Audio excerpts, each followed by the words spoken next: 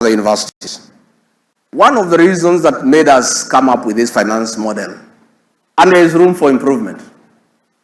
So if the student leaders have a contribution to make, we shall create a mechanism so that we can listen to you, because President William Ruto is a believer that a good idea must give room to a better idea, and a better idea ultimately will give room to the best idea.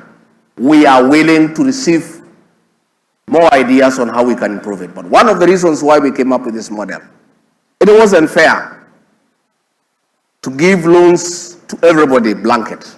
This is the reason.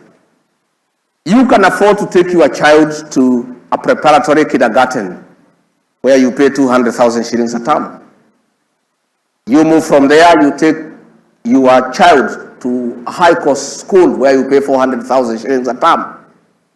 Then, when you go to university, the government gives you a loan.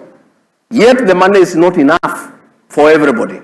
So we were saying, those who are able to pay from kindergarten to primary school to secondary school, let them pay all the way to the university.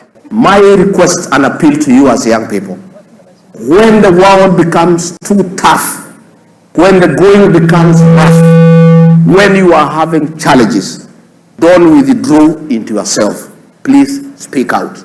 I want to speak to you at Pwani University.